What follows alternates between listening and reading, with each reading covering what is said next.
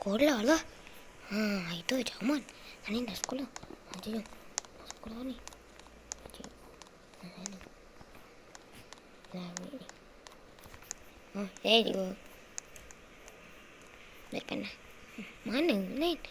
Rasanya dia pun tak main sebab dah nak cuti. So dia pun tak main lah kot. Okey, hari ni cikgu tak ajar apa-apa sebab cikgu. So kita kan dah habis ni. So cikgu korang buatlah kerja masing-masing. Kerja masing-masing. Macam mana?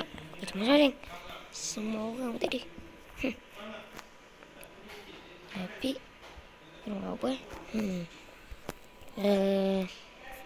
Cikgu, izinkan saya pergi tandas. Okey, boleh. Mari go.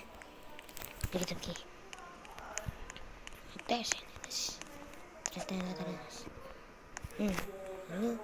Aku tak nak pergi tandas. Air ni. Jom kita pergi tengok dekat ada apa je. Kita guna ni. Kita tu cikgu. Tu. Ni. Bilik apa ni? Ni kelas mat. Ni kelas mat. Kelas mat ni dah pernah masuk dah rasanya. Tengoklah kelas sebelah. Ni apa budak-budak. Siapa ni? Siapa ni? Tutup dah kenapa? Ni bilik guru besar. Biasa profesor. Okey. No student allow. Macam tu. Kita masuk. Sempit ni mat.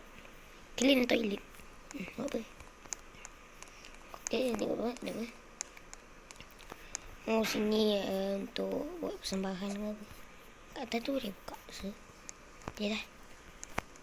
Okey, ni bilik pula. Ni bilik sains. Ni kolam renang. Lagi tengok. Jom. Apa lagi ya? Sini ada kat atas ni.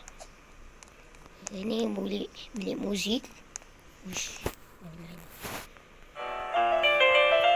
Ye. Okey, ada gitar.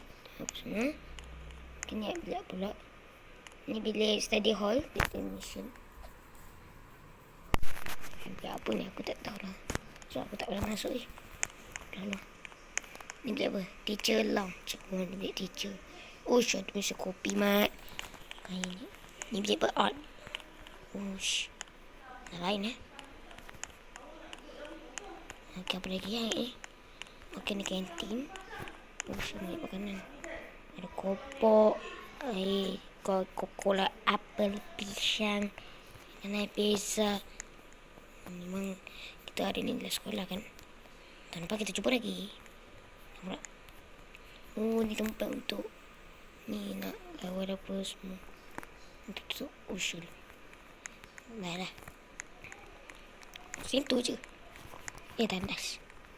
Dan ada lagi. Kalau tandas. Tak tahan. Tandas dulu. Beberapa minit kemudian. Tertidur pula. Ada. Kamu lah beri. Tidur. Sekolah. 11 ni.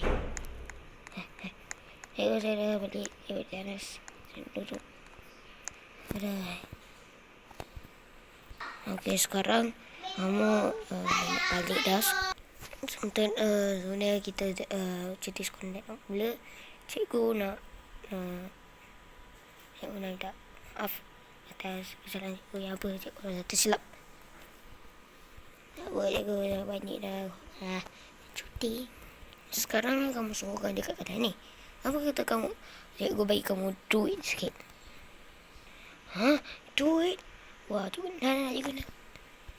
Ni duitnya. Ambil ni.